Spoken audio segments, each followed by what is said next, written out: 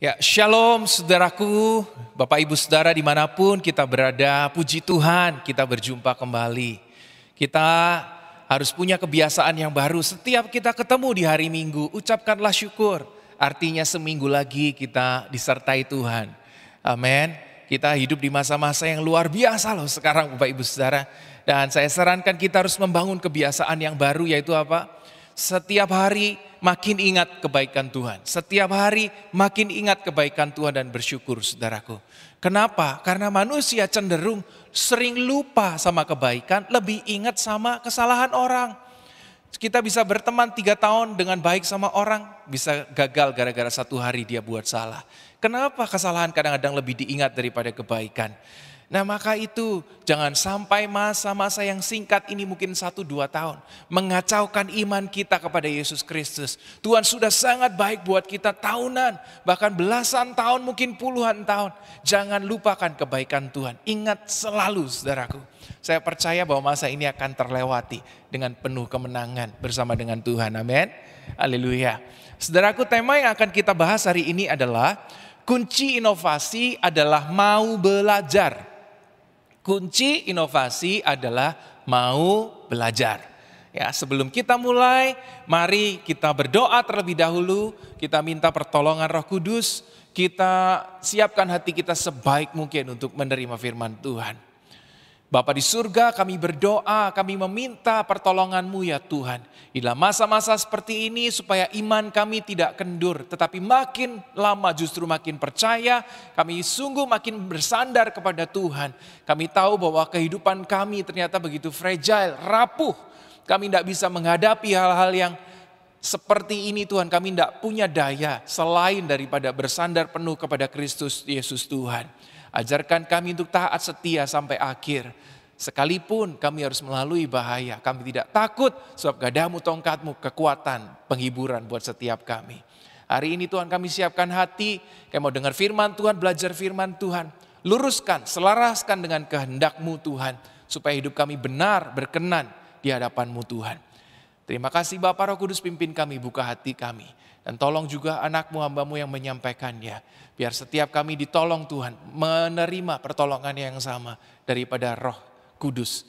Roh yang maha tinggi, kuasa-Mu, penghiburan, kuasa menyertai setiap kami. Kami siap dengar firman Tuhan, haleluya, kita bersama katakan, amin. Ya saudaraku, mari kita mulai. Dulu saya punya pandangan begini saudara. Saya pikir kalau orang belajar atau tidak belajar, itu pengaruhnya cuma pada begini. Bertumbuh atau tidaknya seseorang itu pengaruhnya dia mau belajar apa tidak. Jadi kalau dia mau belajar maka dia bertumbuh. Kalau dia tidak mau belajar dia tidak bertumbuh. Nah tapi ternyata di dalam Alkitab tidak semudah itu juga gitu. Bahkan orang yang bertumbuh sekalipun itu pertumbuhannya bisa salah. Dikatakan di dalam Alkitab yang baik juga bertumbuh, yang jahat juga bisa bertumbuh. Nah ini menarik saudaraku. Kalau kita tahu hal itu, maka kita jadi harus bijaksana dong. Jangan sampai kita belajar jadi keliru gitu maksudnya. Kita berusaha mempelajari, kita kepedean. Lupakan yang penting saya sudah belajar. Yang penting kan saya sudah berusaha. Yang penting saya sudah punya keinginan. Nanti dulu saudara, yang baik bertumbuh, yang jelek gagal juga bisa bertumbuh. Matius 7 ayat 17 berkata begini. Demikianlah setiap pohon yang baik menghasilkan buah yang baik. Sedang pohon yang tidak baik menghasilkan buah yang tidak baik. Yang baik juga menghasilkan buah, yang jelek juga menghasilkan buah. Jadi kita pun berusaha sekarang, ini kan dua-duanya bertumbuh nih. Yang jelek bertumbuh nggak? Bertumbuh juga kan? Nah jangan-jangan kita keliru gitu. Kita sudah punya keinginan untuk belajar, untuk memperbaiki diri. Tetapi ternyata pertumbuhan kita dan buahnya kita juga salah. Oleh sebab itu, hari ini saya mau bagi beberapa prinsip saudaraku. Supaya kita belajar dengan baik. Ada hal-hal yang harus kita lakukan. Ada hal yang harus kita pahami terlebih dahulu. Supaya akhirnya kita belajar dengan baik. Dan akhirnya kita bertumbuh dengan baik. Dan menghasilkan buah yang baik saudaraku. Ya. Nah poin yang pertama.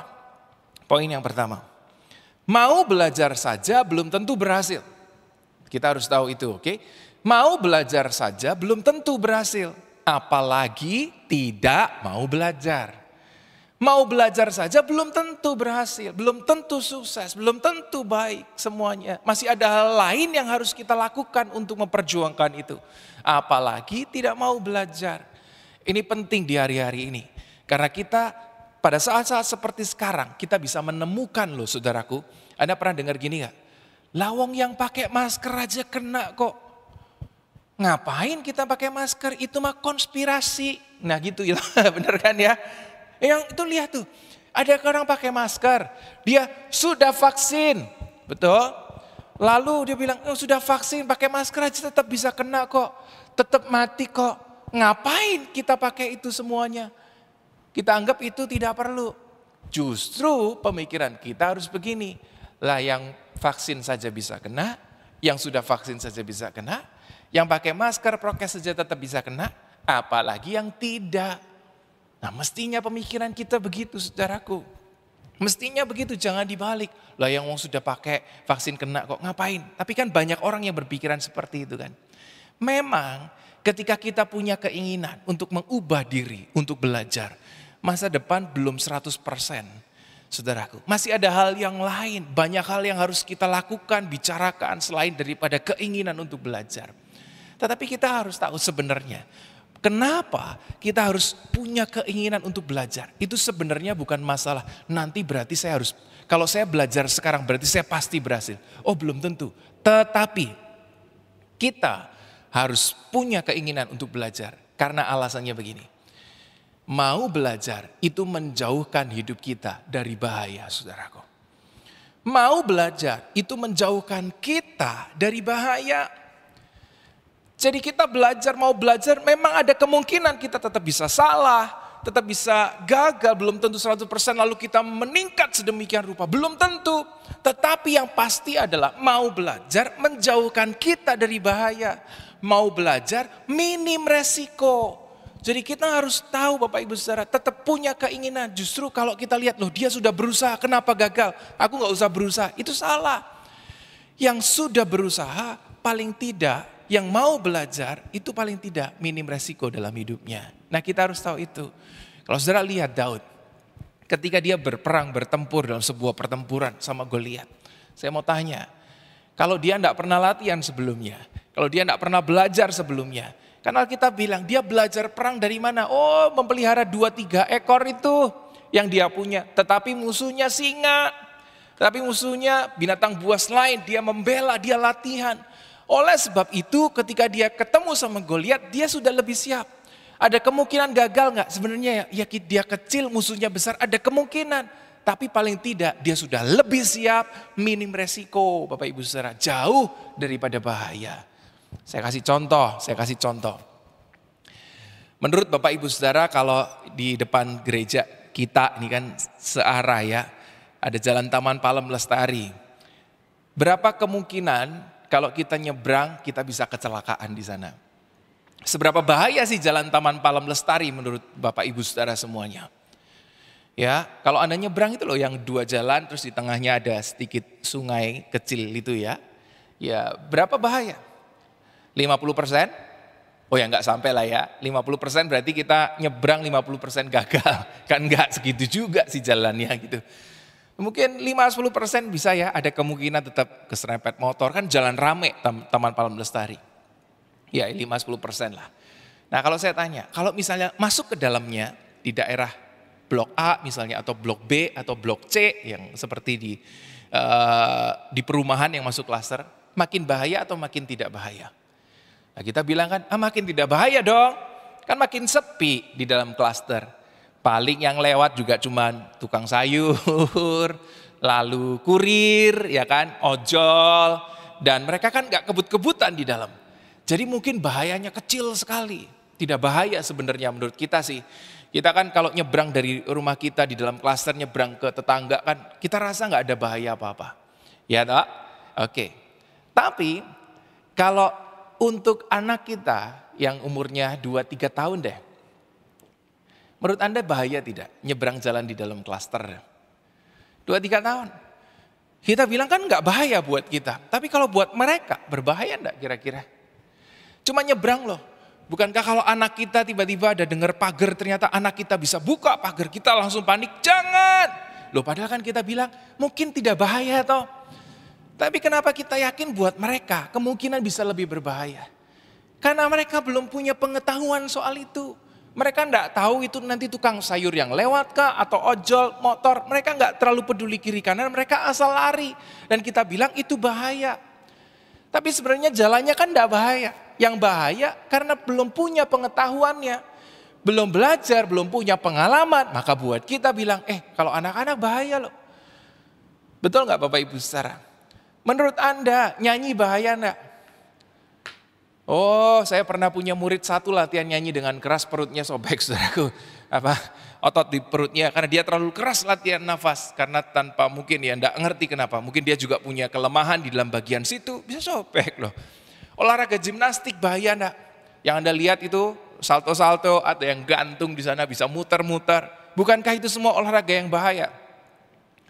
Tapi buat mereka yang melakukannya, yang sudah belajar tahunan, mereka tidak merasa ada bahaya sama sekali.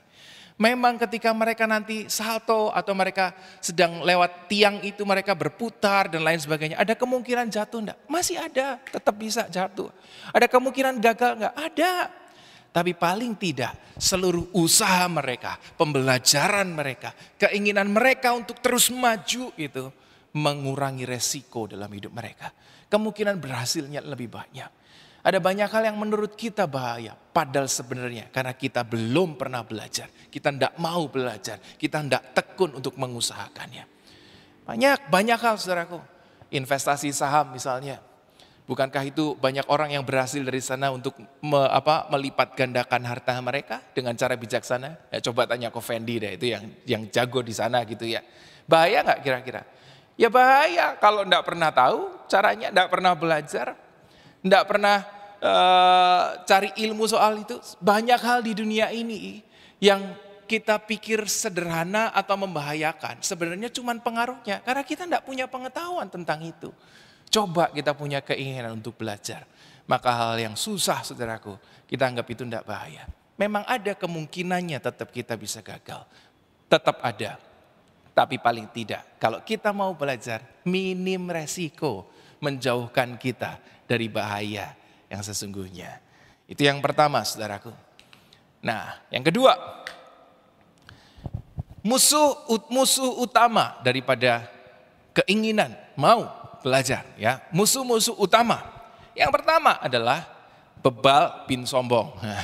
Bebal sama sombong saudara kandung. Kalau udah bebal plus sombong udah tinggalin aja gitu ya. Apa artinya bebal bin sombong ini? 1, tidak mau mengakui kelemahannya. 2, tidak mau mengakui kekurangannya. 3, tidak mau mengakui kesalahannya. Sama aja lah sebenarnya itu. Orang tidak mau ngaku kelemahan, kekurangan, kesalahannya tidak mau ngakuin. Itu namanya orang bebal. Apa hubungannya? Gini saudaraku. Kalau orang sudah punya sifat bebal dalam hidupnya, kira-kira mau belajar enggak? Siapa orang yang paling tidak mau belajar, tidak mau berubah dalam hidup ini? 1, yaitu orang yang merasa dirinya sudah pintar.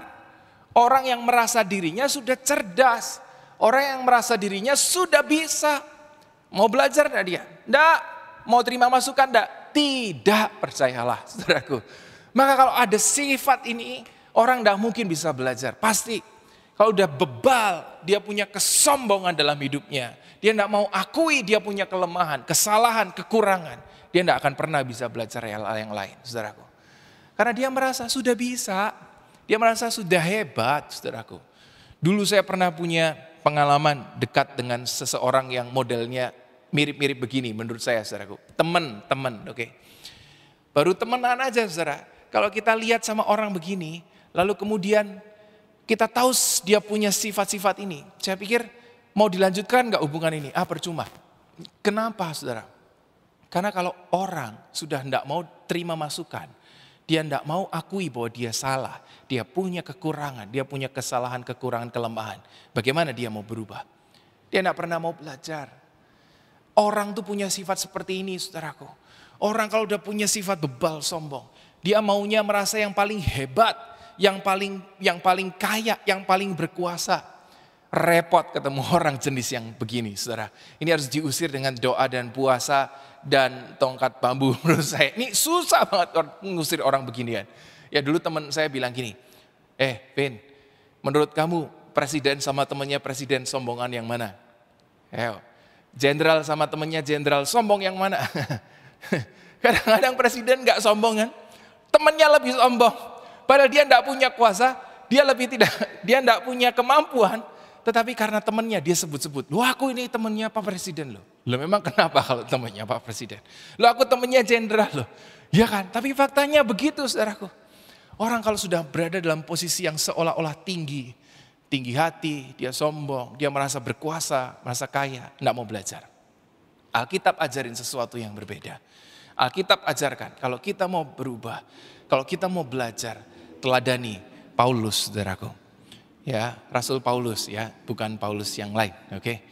2 Korintus 12 ayat 9, tetapi jawab Tuhan kepadaku, cukuplah kasih karuniaku bagimu, sebab justru dalam kelemahanlah kuasaku menjadi sempurna. Kuasaku itu kata Tuhan. Sebab itu, ini kata Paulus, terlebih suka aku bermegah atas kelemahanku, supaya kuasa Kristus turun menaungi aku. Luar biasa ya. Paulus ini orang pintar loh saudaraku. Dia punya kedudukan yang tinggi. Saudara tahu dia pernah nulis ayat bahwa aku tidak khawatir soal kekayaan kemiskinan. Dia pernah semuanya, dia sudah rasain semuanya. Dia pun pernah punya jabatan yang tinggi dan begitu hebat. Tapi ketika dia ditanya, Pak apa yang kamu punya? Dia bilang, kelemahanku. Kenapa? Karena di dalam kelemahanlah kuasa Tuhannya dia rasakan begitu sempurna. Dia tidak bisa megahkan diri lagi. Dia mau sombongin apa yang dia punya. Dia percaya hidupnya anugerah kok semuanya. Dia tahu dia ngerasa bahwa hidupnya sampah yang dulu. Dia tidak rasa dia punya sesuatu yang layak dibanggakan. Selain daripada ternyata aku ini cuma punya kelemahan. Tapi justru karena di dalam kelemahanlah itu kuasa Kristus nyata di dalam hidupnya. Saudaraku, kalau kita mau terus berubah dan belajar, akui kelemahanmu, akui kekuranganmu, akui kesalahan. Dari sana kita baru mampu punya keinginan untuk mau belajar.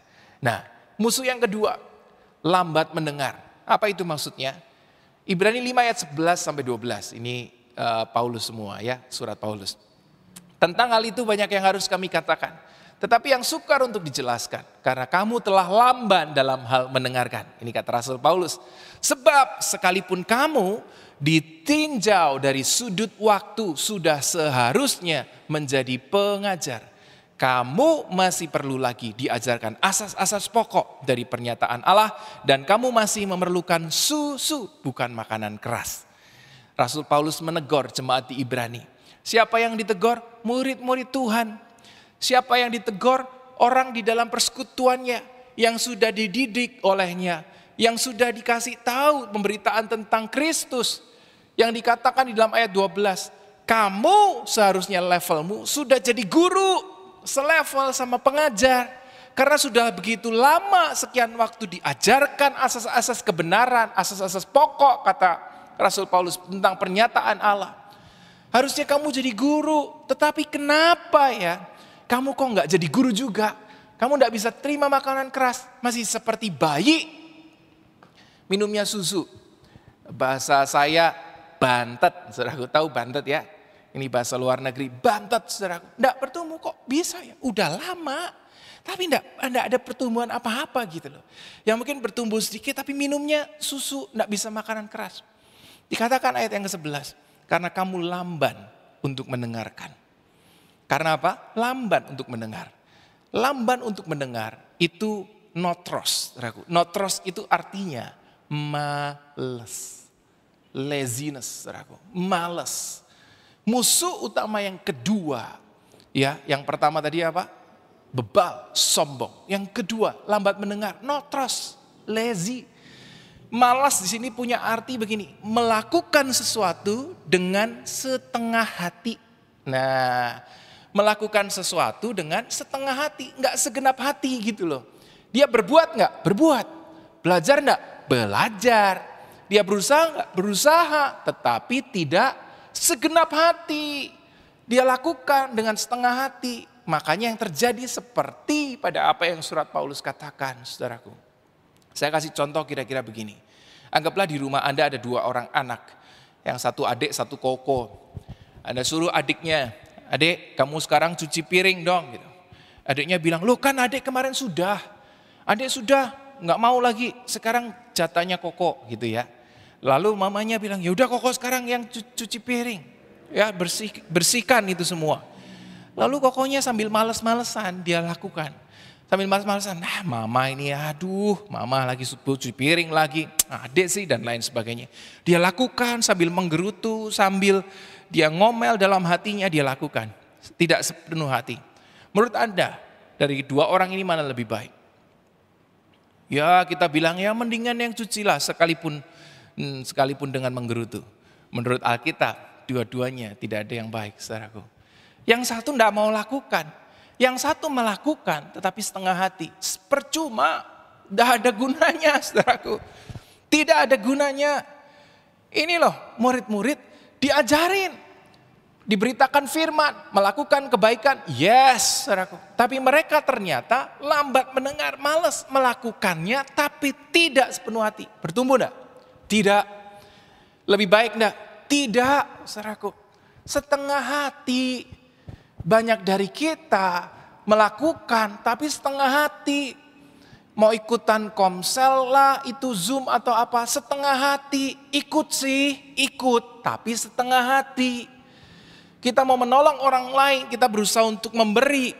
Kita berdoa sih Tuhan, saya mau nabur dan semoga ini itu dan lain. Tapi kau lakukan setengah hati tidak berguna, saudaraku. Anda ibadah sekalipun di hari Minggu.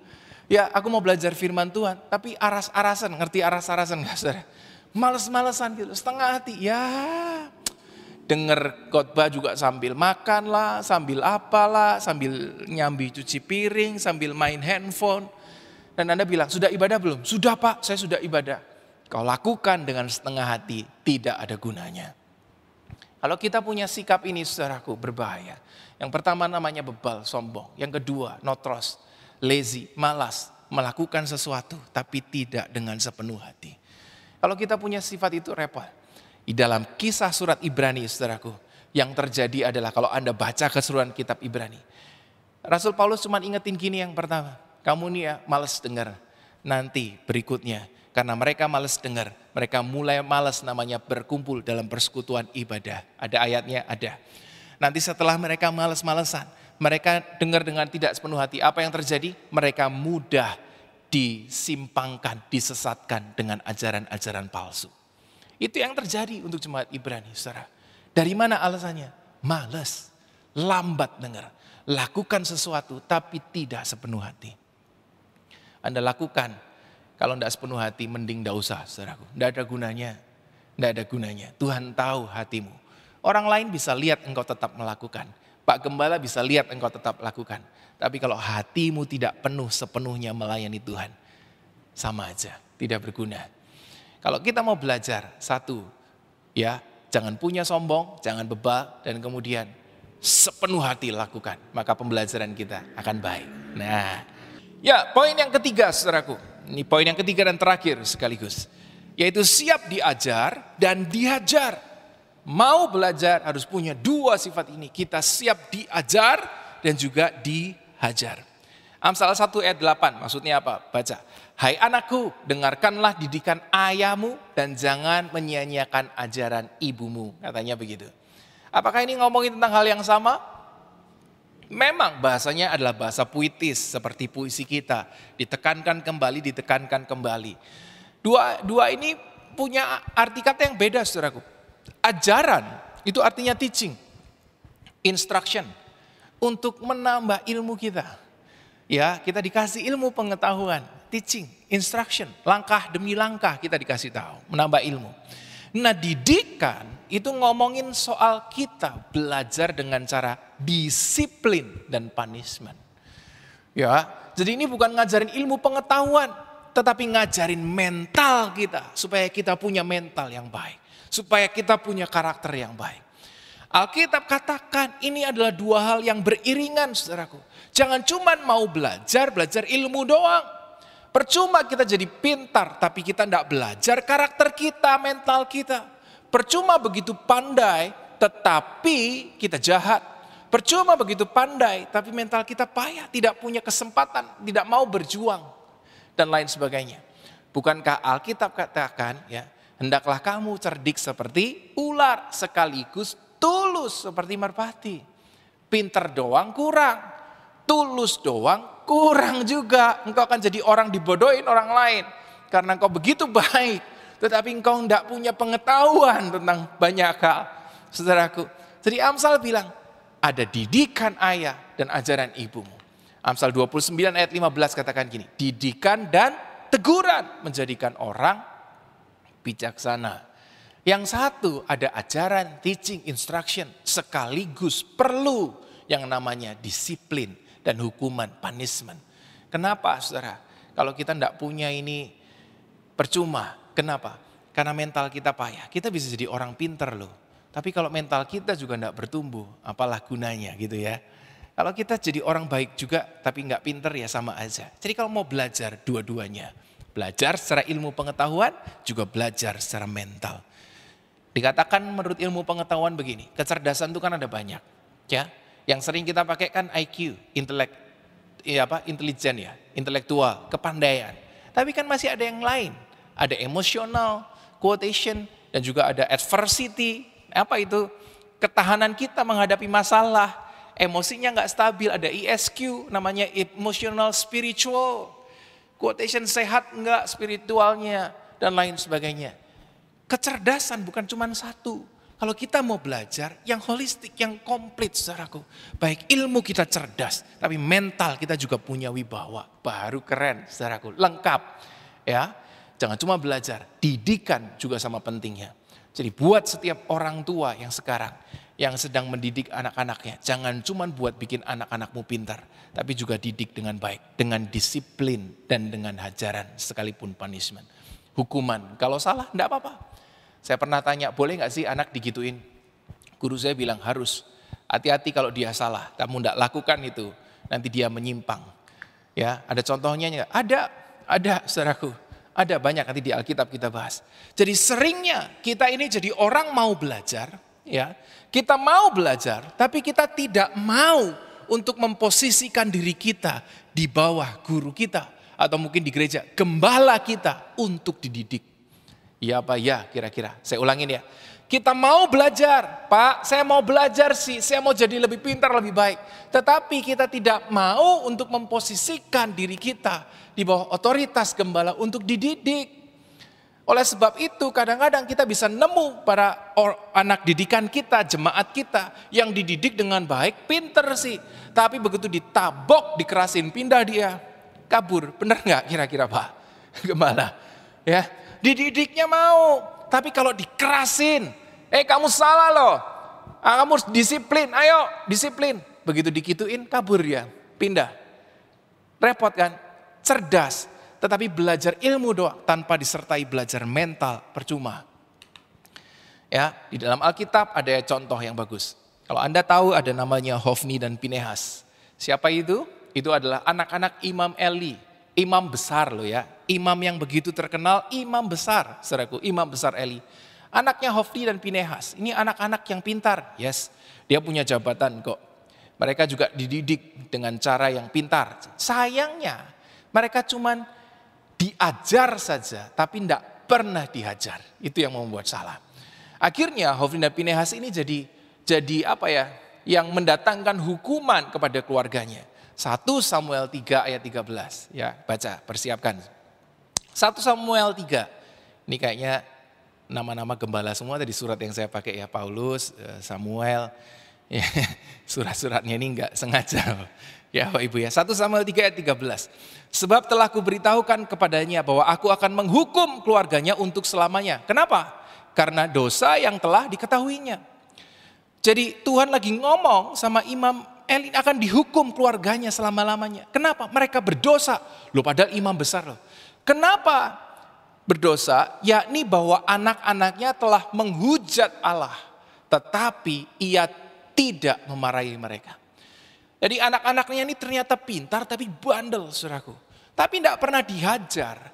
Dikasih ilmu tentang cara-cara tata cara bait Allah, peraturan imam dan lain sebagainya. Mereka pintar soal itu, tapi tidak pernah dihajar. Ini mereka salah, didiemin aja, tidak pernah dimarahin. Apa yang terjadi? Tuhan hukum keluarganya sampai selama-lamanya. Penting nggak saudaraku dihajar? Penting sekali. Contoh yang kedua, kalau Anda pernah dengar namanya Adonia, itu anaknya Raja Daud. Ya, anaknya Raja Daud namanya Adonia. Ini adalah anak yang memberontak kepada bapaknya sendiri, dan dia rebutan tahta sama Salomo. Salomo adalah raja yang ditunjuk secara sah oleh bapaknya dan oleh bangsa Israel pada waktu itu. Tapi Adonia merasa dia lebih pantas untuk jadi raja. Dan dia memberontak dengan cara yang unik, saudaraku. Dia pengen jadi raja dengan cara yang unik. Yaitu dengan cara apa? Dia minta untuk nikahi selirnya bapaknya. Ya, ini anak yang luar biasa. Jadi bayangin kalau ya selir itu sama istri sebenarnya kedudukannya tidak beda jauh. Mereka satu paket. Kalau di Israel itu satu paket untuk orang pada masa itu. Jadi biasanya mereka punya istri sekaligus punya budaknya. Ingat nggak zaman Abraham waktu nggak punya anak? Jadi anak dari budaknya pun termasuk di dalam anaknya dia kan gitu. Ya karena satu paket biasanya. Nah ini selirnya Daud ini diminta sama anaknya sendiri. Jadi bayangin aja, aku pengen kawin dong sama mama tiri gitu loh. Ini kan anak kan kurang ajar sekali kan. Kalau nemu anak gitu kan luar biasa loh. Ini parah saudara. Ini parah. Lah kenapa kok bisa sampai ketemu seperti itu? 1 Raja-Raja 1 ayat 6 ditulis begini. Selama hidup Adonia, ya perhatikan. Selama hidup Adonia, ayahnya belum pernah menegur dia dengan keras nih, menegur. Dengan ucapan, kenapa kamu berbuat begitu? Ini dididik dengan cara raja, punya guru-guru terbaik, mereka cerdas, tapi lupa untuk dihajar. Diajar, tapi lupa untuk dihajar, itu berbahaya. Saudara, kita punya mental harus juga baik. Kalau kita mau belajar, jangan lupa ada satu hal yang harus kita lakukan. Kalau engkau mau belajar, engkau ikut ilmu-ilmu pengetahuan engkau ambil bagus. Tapi siapkan dirimu juga di bawah mentor seseorang, di bawah otoritas seseorang untuk apa? Diajar, saudaraku. Disiplin, ikutin. Kalau engkau memutuskan ikut gembalamu, turuti apa katanya. Engkau belajar dengan baik, tapi siap dididik juga dong. Kalau disiplin engkau siap dong. Kalau engkau disuruh doa subuh engkau siap dong. Lakukan itu. Kenapa? Karena kita harus punya kecerdasan semuanya. Ilmu juga, mental juga siap. Baru kita luar biasa, di orang yang luar biasa. Kita bisa berinovasi, bisa bertumbuh dengan baik, saudaraku. Dan semoga buahnya jadi baik. Nah demikian saudaraku apa yang saya sampaikan hari ini. Kita mungkin bisa simpulkan bersama bahwa yang pertama, bahwa kita belajar memang ada kemungkinan gagal. Ya bisa jadi masih ada banyak hal yang lain. Kita harus tekun, kita harus dan lain. Tapi paling tidak ketika kita belajar minim resiko, jauh dari bahaya. Nah yang kedua, jauhkanlah dirimu dari sifat bebal, sombong, dan juga malas, notros. Ya, melakukan sesuatu dengan tidak segenap hati. Lalu yang ketiga, siapkan diri untuk diajar sekaligus dihajar. Semoga kalau kita punya ini semua, saudaraku, pertumbuhan kita jadi pertumbuhan yang baik. Kita berinovasi dengan cara baik. Hasilnya pun, buahnya pun baik, sempurna, berkenan di hadapan Tuhan. Haleluya, amin. Kita berdoa. Bapa di surga, kami naikkan syukur begitu luar biasa. Engkau begitu baik buat setiap kami. Hari ini Tuhan sekali lagi kami minta dididik oleh Tuhan, diajar dan dihajar. Kalau masa-masa ini boleh menjadi masa hajaran buat kami terima. Kalau kami harus disiplin, kami terima. Karena kami tahu kami pengen punya hidup yang sempurna. Kami cerdas, kami pintar secara ilmu, tapi kami juga punya mental yang baik, yang berkenan di hadapan Tuhan. Terima kasih Bapak, Engkau tahu setiap apa pergumulan kami hari-hari ini. Engkau tahu apa doa-doa kami setiap hari. Dan kami naikkan doa kami dengan tulus hati, kami mau percaya. Kami tidak mau minta dengan paksa, tapi kami mau percaya kepada Tuhan. Engkaulah yang empunya kehidupan, yang punya rencana dengan begitu baiknya, dengan sempurna untuk setiap kami Tuhan. Engkau tidak jauh, tanganmu ada buat kami. Sekalipun kami jatuh, tidak sampai tergeletak. Tanganmu ada, engkau bahkan menggendong kami sampai masa tua kami. Sampai putih rambut kami, engkau menggendong kami. Terima kasih ya Bapak. Kami berdoa kiranya seluruh staf gembala dan jemaat setiap dimanapun kami berada, Tuhan sertai, Tuhan berkati. Dan kami boleh melewati masa-masa ini dengan penuh kemenangan pada akhirnya. Terima kasih Tuhan, hanya di dalam nama Yesus Kristus kami berdoa. Haleluya, kita bersama katakan amin.